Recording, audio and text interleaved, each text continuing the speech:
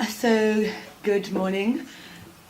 And so often in academia, the way we represent our participants are often misrepresented or reductionist knowledges that we produce.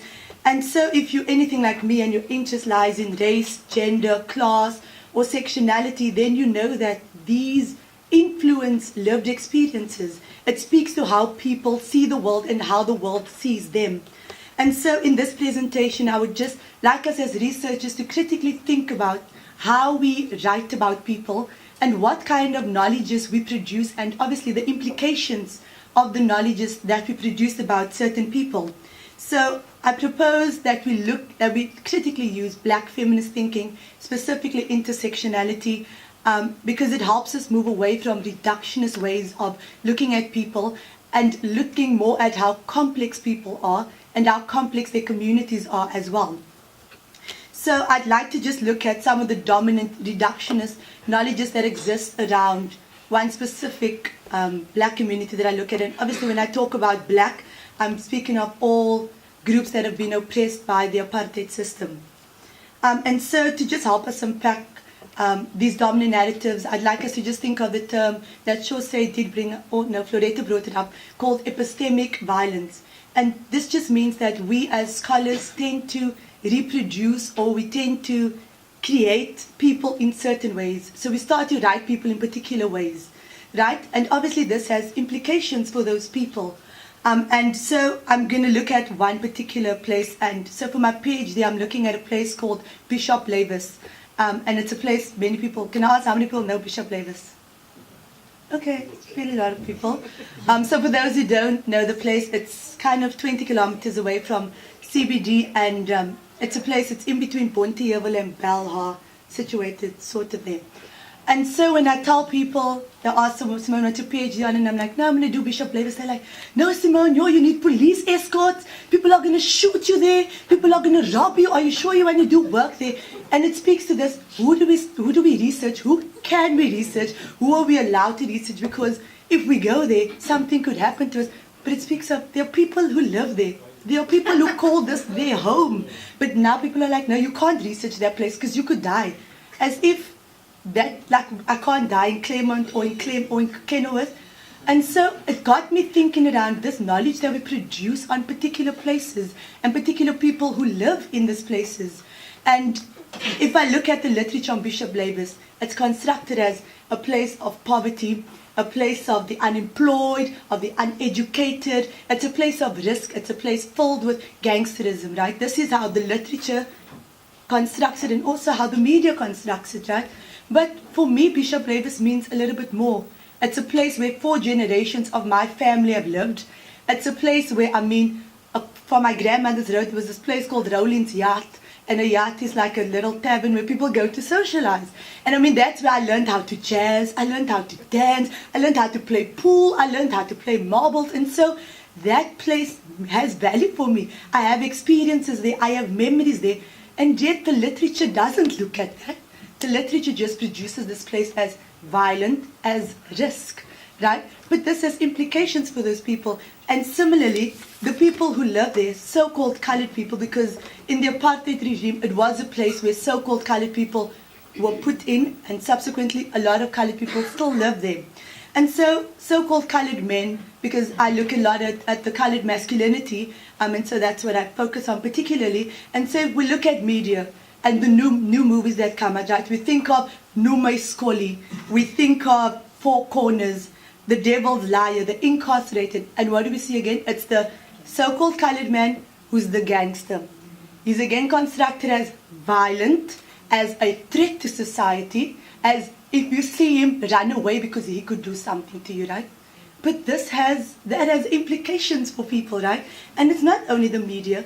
We as scholars also contribute and reproduce these exact stereotypes about, well, it's a specific group I'm talking about, but it could be other groups as well that we talk about. And I think of some of the research, and I was shocked at the research produced, and they say that so-called colored men have the highest alcoholism rate. They are extremely violent. We perpetuate the most rapes and gang rapes. And then they go on to suggest that it's because our communities are violent, and we probably see violence every day because our fathers are abusing our mothers, etc. Now, don't get me wrong, knowledge like this is important because it does speak to policy making, and it does speak to like we need to do something, right? But if you're going to say people are drinking a lot, right, you need to look at the history. Then talk about the dope system. Then talk about those frustrations that those people are living with every day. And I think if we look at the airport and how so-called colored people are up in rallies saying, but the airport shouldn't be called X, Y, and Z. We look at Delft and what's happening there. We look at Mitchell's Plain and what's happening there. People are frustrated. So-called colored people are frustrated, and we need to ask, why is this group frustrated? Let's look at their experiences, their histories, instead of just saying, oh, this group is X, Y, Z. And we're not looking contextually at this group of people, right? And so Bowler says that this complex group of people then get narrowed down to, and I quote, gangsters and violent thugs, promiscuous and lewd, uneducated and loud, constantly drinking and drugging with no front teeth. They are the messed up race to the racist imaginations.